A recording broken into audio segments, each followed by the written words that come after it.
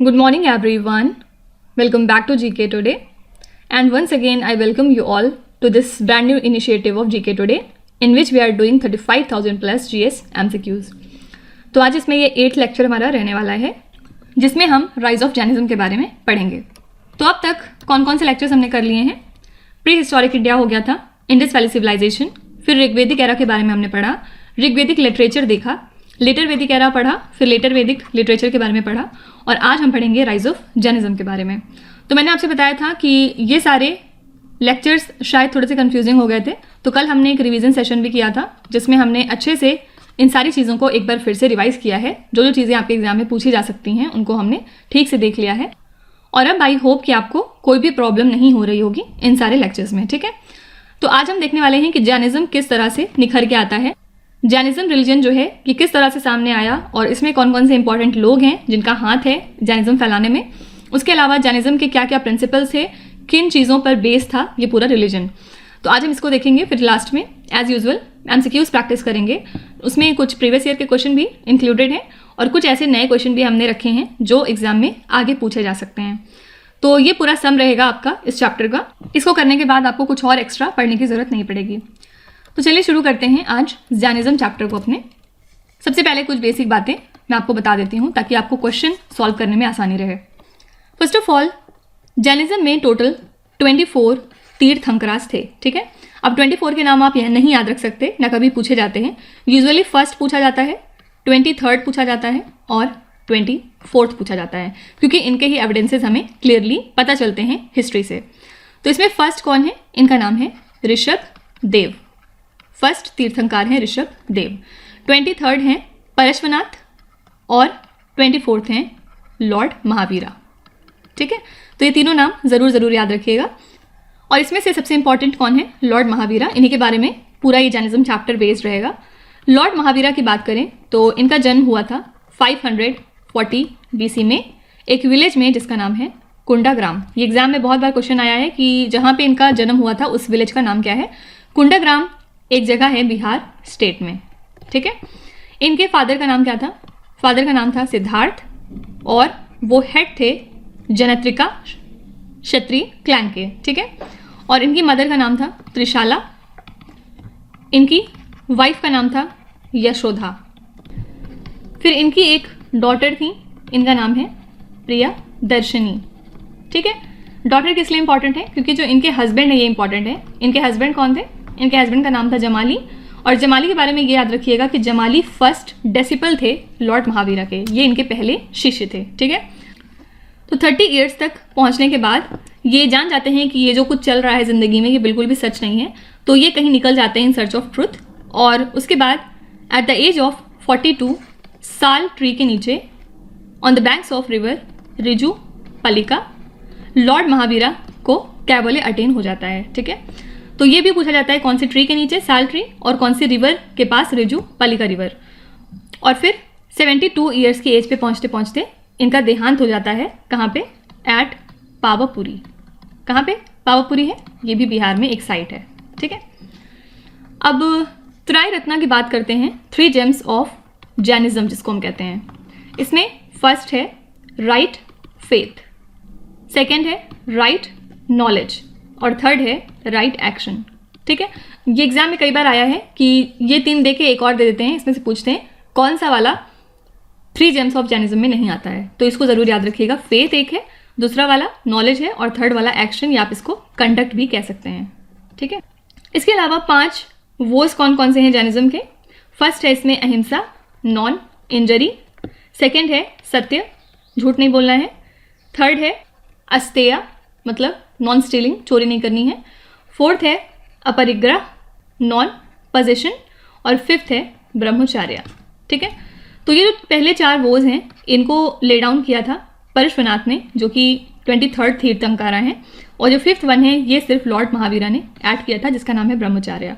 तो ये भी पूछ सकते हैं कि इसमें से कौन सा वाला वो है जो लॉर्ड महावीरा ने अकेले ऐड किया है. तो ये है ब्रह्मचर्य. ठीक है, देखिए एक चीज़ और है इसमें, जैनिज्म में आगे जाके 2 सेक्टर्स बन जाते हैं अलग अलग. फर्स्ट है इसमें श्वेतांबर्स का. ठीक है, ये कहते थे श्वेत है अंबर अपना, मतलब ये वाइट क्लोथ्स पहनते थे. फाइन. और सेकंड है दिगंबर्स।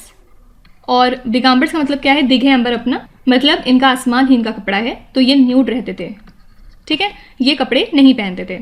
और श्वेतांबर्स किनको फॉलो करते थे, स्थूलभद्र को, और दिगंबर्स जो हैं ये भद्रबाहु को फॉलो करते थे।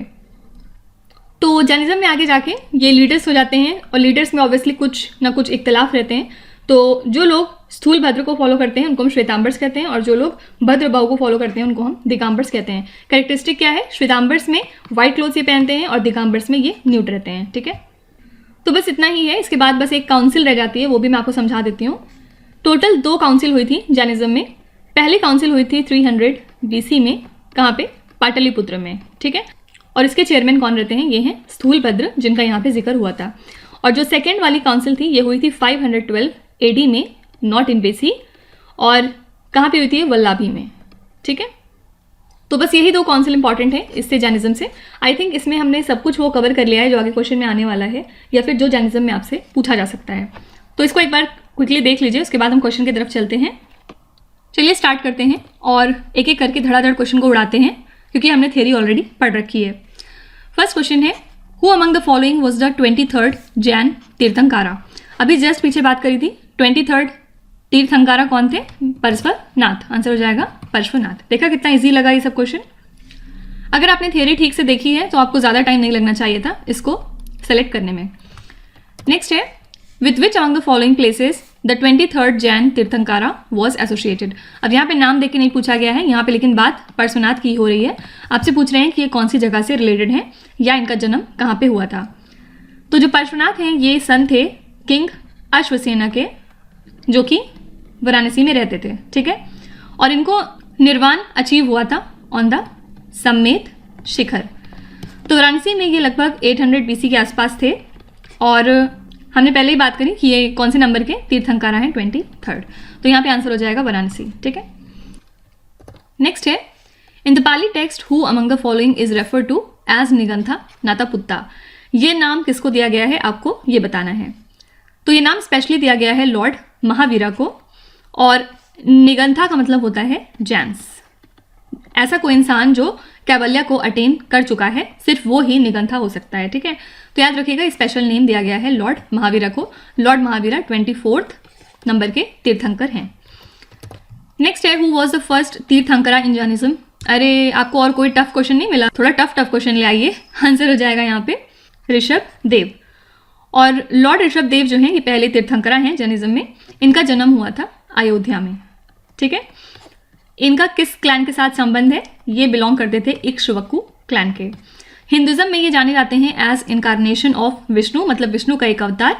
और इनका जो पेरेंट्स का नाम है वो मेंशन्ड है भगवत पुराण में, लेकिन वो यहाँ पे इंपॉर्टेंट नहीं है। तो याद रखिएगा पहले तीर्थंकरा जैनिज्म के कौन है, ये हैं ऋषभ देव। हो सकता है आपके एग्जाम में ये पूछ ले कि ऋषभ देव कौन सी जगह से एसोसिएटेड है, तो आंसर हो जाएगा अयोध्या।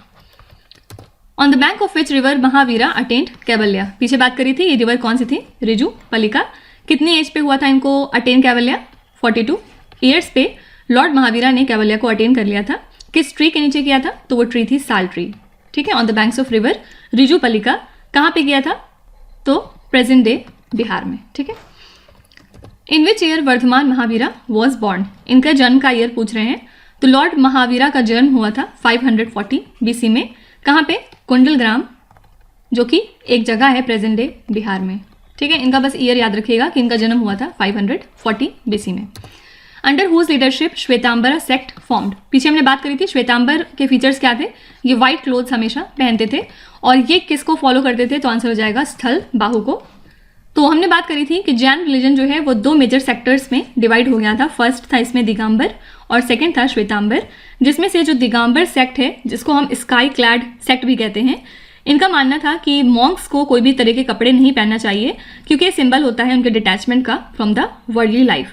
जबकि जो श्वेतांबर सेक्ट है, इनका कहना था कि मॉन्क्स को व्हाइट कलर के क्लोथ्स पहनने चाहिए, जिससे कि उनकी प्योरिटी वगैरह दिखाई दे, ठीक है। तो जो श्वेतांबर सेक्ट था ये फॉर्म हुआ था अंडर द लीडरशिप ऑफ स्थल बाहु, और जो दिगंबर सेक्ट था ये फॉर्म हुआ था अंडर द लीडरशिप ऑफ भद्र बाहु। तो दोनों ही सेक्शंस के डिफरेंट बिलीफ थे, इनकी अलग प्रैक्टिसेस थी और मोनास्टिक ट्रेडिशन थे। लेकिन जैनिज्म जो कि नॉन वायलेंस इंक्लूड करता है अपने अंदर, नॉन पोजेशन और स्पिरिचुअल डेवलपमेंट को वो दोनों ही सेक्ट्स को फॉलो करते थे। तो यहाँ पे आंसर हो जाएगा स्थल बाहु, क्योंकि श्वेतांबरा के जो फॉलोअर्स थे वो स्थल बाहु को अपना लीडर मानते थे। नेक्स्ट है under whose leadership Jainism spread in South India. किसकी लीडरशिप में जो जैनिज्म है वो साउथ इंडिया में स्प्रेड हो गई थी। तो जैनिज्म को साउथ इंडिया में फैलाने वाले हैं भद्र बाहु, जो कि दिगंबरा सेक्ट के लीडर थे। Which ruler is credited for the spread of Jainism इन कर्नाटका। कर्नाटका में जैनिज्म को स्प्रेड करने वाले लीडर कौन है? तो ये हैं चंद्रगुप्त मौर्य। ठीक है, ये जैन बन जाते हैं और अपना थ्रोन छोड़ देते हैं पूरे तरीके से, और जो इनकी ज़िंदगी के आखिरी साल होते हैं वो जैन रिलीजन को प्रमोट करने में बिताते हैं। ठीक है, तो अभी जब हम मौर्यास पढ़ेंगे तो वहाँ पे चंद्रगुप्त मौर्य की बात होगी, वहाँ पे इनके बारे में और भी चीज़ें देखेंगे। अभी बस ये जान लीजिए कि कर्नाटका में इन्होंने जैनिज्म को स्प्रेड किया था। The grand son of Ashoka who accepted Jainism was dash. Ashoka के जो ग्रैंड सन थे इनका नाम था संप्रति, और इनका रेन कब से कब तक का है? 224 से लेके 274 BCE तक का, और इन्होंने जैनिज्म को एक्सेप्ट कर लिया था। What was the fifth tenet added by tirthankara Mahavira to the 4 basic tenets of Jainism? ये मैंने पीछे अभी आपको बताया था, यहाँ पे आंसर हो जाएगा ऑब्जर्व कॉन्टिनेंस। जो 5 मेन टीचिंग्स थी जैनिज्म की, उसमें क्या क्या आया था? Do not commit violence, do not speak a lie, then do not steal, do not acquire property, and last था इसमें ऑब्जर्व कॉन्टिनेंस मतलब ब्रह्मचार्य। और ये जो ब्रह्मचार्य वाला फीचर है इसको ऐड किया था लॉर्ड महावीरा ने। Tirthankara Parshvanath idol is recognized by which symbol.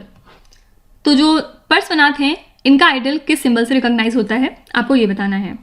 सबसे पहले कौन से नंबर के तीर्थंकरा हैं? 23rd, और इन्होंने 4 टीचिंग्स जैनिज्म की प्रीच की थी जो पीछे अभी बताया आपको, और इनका जो आइडल है वो रिकॉग्नाइज होता है by the symbol of serpent. Serpent कहते हैं लार्ज स्नेक को। ठीक है, विच among the following define the similarities between Buddhism and Jainism. Buddhism तो अभी हमने पढ़ा नहीं है, लेकिन फिर भी चलिए क्वेश्चन देख लेते हैं।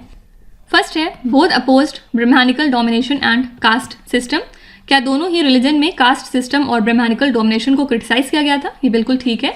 अगर ऐसा रिलीजन जो कास्ट सिस्टम में बिलीव रखता तो वो कभी भी इतना पॉपुलर नहीं हो पाता। ठीक है, तो ये बिल्कुल ठीक है। Both accepted the theories of rebirth. क्या दोनों ही रिलीजन में ये बात थी कि रीबर्थ होते हैं और इंसान जो इस दुनिया में करेगा उसको वैसा ही सिला अगले जन्म में मिलेगा? ये भी बिल्कुल ठीक है।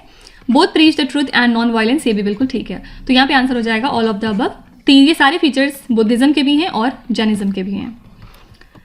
Who among the following build the Gomateshwara statue at Shravanabelagola. इसको बिल्ड किया था चमुंदार्या ने। कब किया था? बस 10th सेंचुरी AD में। ठीक है, बस इतना ही याद रखिए, काफ़ी है, बाकी डिटेल में मत जाइए कि ये कौन थे। Acharanga Sutra is associated with which of the following religion. ये फर्स्ट ऑफ द 12 अंगाज हैं जो कि पार्ट है रिलीजियस टेस्ट अगमास का। ठीक है, इनको कंपाइल किया गया है based on the teachings of Mahavira. तो ये जो सूत्रा है ये रिलेटेड है जैनिज्म से। Sutrakritanga provides detailed information about the life of dash. तो इस बुक में हमें डिटेल्ड इन्फॉर्मेशन मिलती है about the life of Mahavira, और इसको हम गोल्डन बुक ऑफ जैनिज्म के नाम से भी जानते हैं। ठीक है, तो ये क्वेश्चन भी आपसे पूछ सकते हैं कि गोल्डन बुक ऑफ जैनिज्म किसको कहते हैं? तो इस बुक का नाम है सूत्र कृतंगा, और इसमें हमें महावीरा की डिटेल टाइप के बारे में पता चलता है।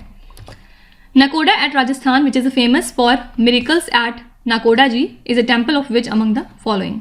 ये टेम्पल किसका है आपको ये बताना है। फर्स्ट ऑफ ऑल ये टेम्पल है राजस्थान में, और ये अपने मिरेकल्स के लिए जाना जाता है। ये टेम्पल किसके लिए डेडिकेटेड है? तो आंसर हो जाएगा पार्श्वनाथ। पार्श्वनाथ 23rd नंबर के तीर्थंकरा हैं। नेक्स्ट है हु हैज़ रिटन कल्प सूत्रा। कल्प सूत्रा किसने लिखी है? इसके राइटर हैं भद्र बाहु, जिनको फॉलो करते थे दिगंबर सेक्ट के लोग। और कल्प सूत्रा एक तरह की आप कह सकते हैं कि जैन टेक्स्ट है जिसमें कि बायोग्राफी दी गई है जैन तीर्थंकरास की, मोस्टली पार्श्वनाथ और महावीरा की। ठीक है, और इसको लिखा किसने है? भद्र बाहु ने। Which among the following site in Bihar is a Buddhist as well as Jainism pilgrim place. इसमें से कौन सी साइट है जो बुद्धिज्म और जैनिज्म दोनों के लिए इंपॉर्टेंट है? तो ये जगह है वैशाली। ओके, वैशाली बुद्धिज्म से किस तरह से रिलेटेड है वो हम कल बात करेंगे जब हम राइज ऑफ बुद्धिज्म पढ़ेंगे। लास्ट क्वेश्चन है who among the following was the first तीर्थंकर ऑफ जैनिज्म। बहुत बार देखा हमने, आंसर हो जाएगा ऋषभदेव। लॉर्ड ऋषभदेव फर्स्ट तीर्थंकर हैं जैनिज्म में। इनका जन्म कहाँ पे हुआ था? अभी पीछे बात करी थी, अयोध्या में। और किस क्लैन को ये बिलोंग करते थे? इक्ष्वाकु। ठीक है। तो याद रखिएगा पहले तीर्थंकर हो गए ऋषभ देव। तो इसी के साथ हमारा यहाँ पे जैनिज्म भी फिनिश होता है। आई होप कि आपको चीज़ें समझ में आ गई होंगी, और अगर आपको कोई प्रॉब्लम है तो आप कमेंट में लिख सकते हैं और मेरी टीम कोशिश करेगी उसको आंसर करने की। और कल हम पढ़ेंगे यहाँ से राइज ऑफ बुद्धिज़्म। तो राइज ऑफ जैनिज्म के बाद हम राइज ऑफ बुद्धिज़्म भी पढ़ लेंगे, तो हम थोड़ा सा कंपेयर आसानी से कर सकेंगे, ठीक है। तो आई होप कि आपको इस सीरीज़ में बहुत मज़ा आ रहा होगा और अब आप बिल्कुल भी बोर नहीं फील कर रहे होंगे, क्योंकि जो बोरिंग चीज़ें थी वो अब खत्म हो चुकी हैं। यहाँ से अब हम आगे बढ़ते जाएंगे, मौर्यन एम्पायर शुरू होगा। मौर्यन एम्पायर पढ़ने में आपको बहुत मज़ा आएगा, तो बस थोड़ा सा पेशेंट होकर पढ़िए, ऐसा ना हो कि बीच में आप इसको छोड़ के चले जाएं। तो that's it for today. Thank you so much for watching and please do not forget to subscribe to GK Today. With this, me is Hatsana signing off.